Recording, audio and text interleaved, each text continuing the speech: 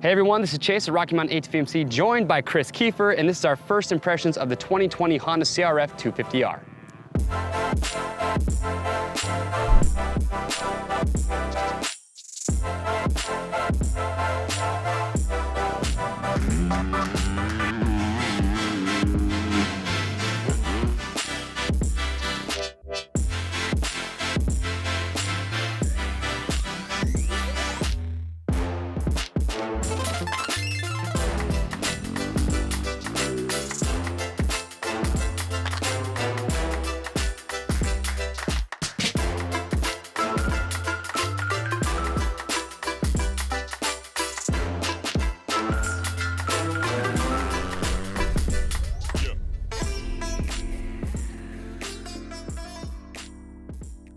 All right, everyone, thanks for tuning in. So as you can see, I'm here with the one and only Kris Keefer. Hello. And today we're out here at Fox Raceway. Honda just released the 2020 CRF250R. And we're gonna go through, talk about the big changes that they did for the 2020 model. We'll talk about the difference that it made on the track today, because we spun a lot of laps. A lot, it's hot. It's hot, but we put this bike to the test. We'll talk about the changes. We'll talk about if they made the bike better than the 2019. Correct. And we'll also wanna talk about who's a 254? Good question, Chase. Yeah, I learned a lot today about that, so we're gonna talk about that as well. So first off, let's just talk about the changes. Let's do it. So for the 2020, Yep. the 2019 model and previous, one of the bigger complaints about that bike was they didn't have as much low-end torque and mid-power in the RPM So range. in this 250 class, horsepower is king, right? We need a lot of motor. Chase and I are a little older. You need some torque.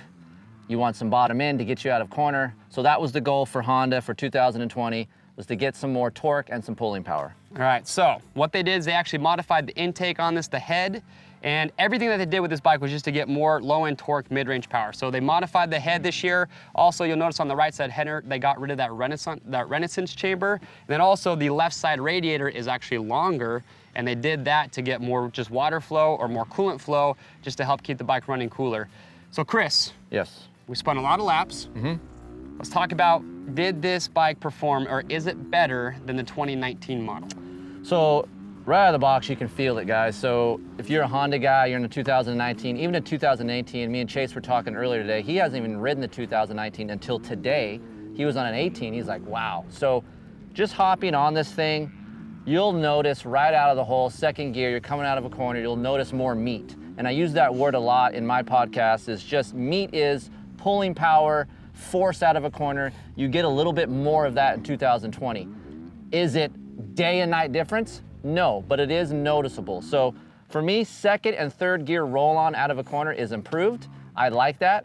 This engine already has a lot of mid to top over rev, probably one of the best in class. So that is still retained for 2020. It's just refined from 0% throttle to 15. It's really, to me, just has more meat in that area, and that is where this needed. Yeah, so I know a lot of people are gonna compare this bike to the Yamaha 250F. And does it have the hit in the mid-range as the Yamaha? I don't think so. So not bottom end, it's hard to beat a Yamaha YZ250F. Like low end feeling, just sheer torque, Yamaha is king. Honda stepped it up though for 2020 and got a little bit closer. I would say the target is more in the KTM-ish range. I would say it's more delivered like that. For sure, top end over rev is much better than a YZ250F, you agree? Yeah, this bike actually, for me, that's one of the things I was impressed with. So riding the 2019 and the 2020 back-to-back, that's actually more hit at the bottom, more torque, more of that mid-range, but I also felt like the gearing on the new 2020 for me was much better. Second and third gear on the 2020 is much more usable. The 19, I felt like second gear was a little too short. I was getting that quick shift right out of the corner, but third gear was almost unusable in a lot of situations. With the 2020, now you can come out of a corner, second gear, you can hold it on a little bit longer, you don't have to grab third gear right away. Right. And third gear to me actually has a lot more pull, it revs farther out, and so today riding, I actually never left third gear on the track the entire day. So second and third gear to me, much more usable. Yeah, I agree. So for me in the 2019, sometimes I would just bypass third gear. I would shift, if I'm coming off of a jump in second, I would go third, fourth, and I'd be in fourth gear down the straightaway, because honestly, guys, third gear didn't make much sense to me in 2019. It wasn't usable at all. So actually fourth was the usable gear for me on most tracks here in Southern California. So 2020, just like Chase said, now I can shift in the third gear. I can spread that third gear out across the straightaway much better. And if I need to get into fourth, I still can, but I like third gear. For you guys watching this video, third gear is a happy gear. Yeah. This bike will not pull through corners in third gear. You will have to downshift the second, but that's okay because second gear does pull quite far. On some of the longer sweeping turns, I found myself staying in third, but the sharper, tighter turns, second gear. Right. But if you're wondering, so we kind of already said it, but if you're wondering, is this bike improved as far as the low end torque in the mid range? Absolutely. Yes, engine-wise, I would say for you guys on a Honda, you will notice it right away. It's one of those things you get on, you're like, oh yeah, I can feel that right now. Yep, and then you still have the 3 maps, just like last year's bike. You have 1, 2, and 3. 1 is your standard, 2 is your softer hit at the bottom. It wasn't for me. I stayed in the 3rd map all day, which is a more aggressive hit at the bottom. Doesn't quite have the over rev as the other map. What, map 2? Yeah, so map 1 is more just your all-around, it's called our base map. Map 1 is a base map. It's good for a lot of different types of riders. Map 2, maybe you're a little bit intimidated of a 250F. Maybe your dad jumped you from an 85 to a 250F, and you're like, whoa, it's a lot of power, Dad. Yeah.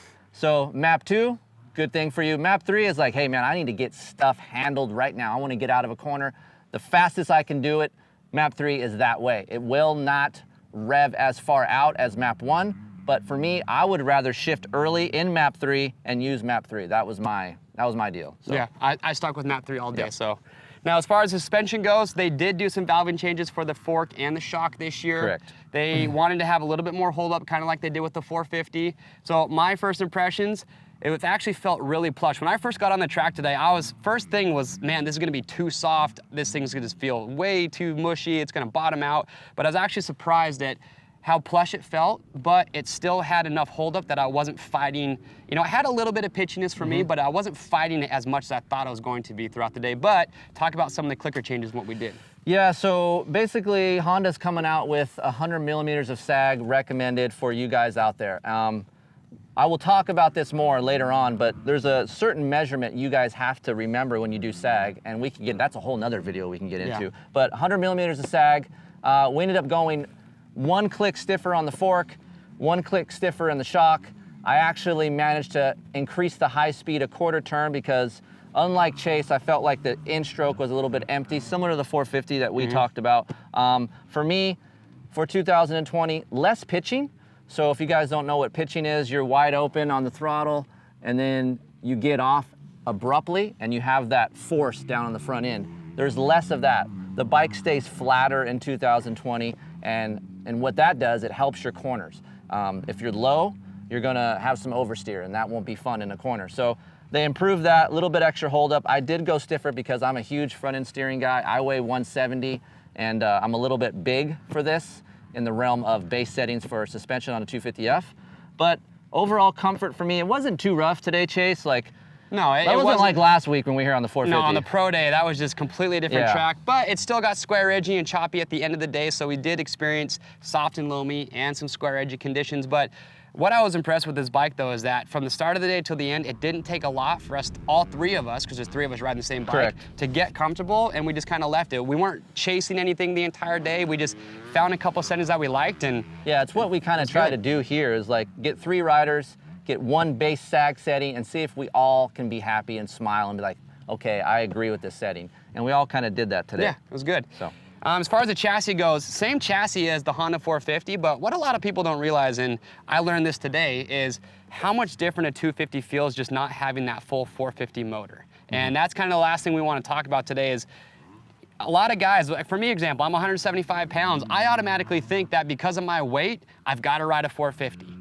Which I learned today that really isn't the case, because on a 250 for me, even though maybe in some cases it's a little underpowered when I want a little bit more oomph, but the way this bike handles is so much easier for me to ride. It lays in the corners easier, it's not as aggressive off the bottom, and I honestly found myself enjoying a 250 more than a 450 just because of how different the bike handles and feels. And it doesn't beat me up. Like I rode the entire day today, I feel fine. If I'd have been on the 450 today, it'd probably be a different story. Look I brought Chase today, right? And he got on the bike. I didn't see him for like 40 minutes. And I'm like, is Chase still here? I didn't know if Chase was still here or not. Chase still riding the bike. He comes out, huge smile. I'm like, what's going on? He's like, that's so much fun. I think I want a 250F. So to me, like, there's less inertia, there's less horsepower. He can be more aggressive. He can ride the bike harder. He's not as nervous to ride it. And what that does is you can ride this bike longer, you can ride it harder, you can ride it faster.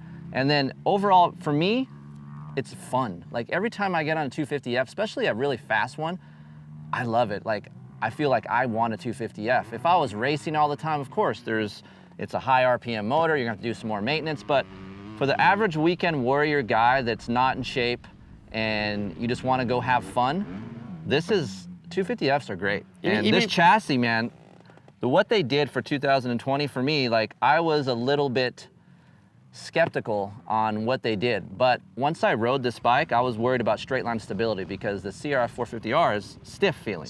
Yeah. This doesn't translate into this bike at all. No. So I like this bike. It's planted, it feels good. It still has that light cornering feeling. What they did with the chassis and the swing arm for 2020 is in the right direction, and to me it just makes the bike feel more playful and more planted. So I like that change. Yeah, so overall guys, the 2020 CRF250R, much improved in the engine character for people that maybe steered away from the Honda in the past because, you know, everyone said, oh, it needs more bottom end, it needs more torque, it needs more mid-range. They've really addressed that. They did a good job with this bike. Is it gonna be the top in the class as far as the torque? No. No. But is it better? Absolutely. And so if you're considering one of these bikes, I think it's gonna have all the power that any 250 rider is looking for. And there's things you can do to get more power out of a motor. Don't think you have to ride it bone stock. You can do other stuff. Here's a good rule of thumb for you guys out there. It's easier to make engines fast than it is to try to make a chassis work.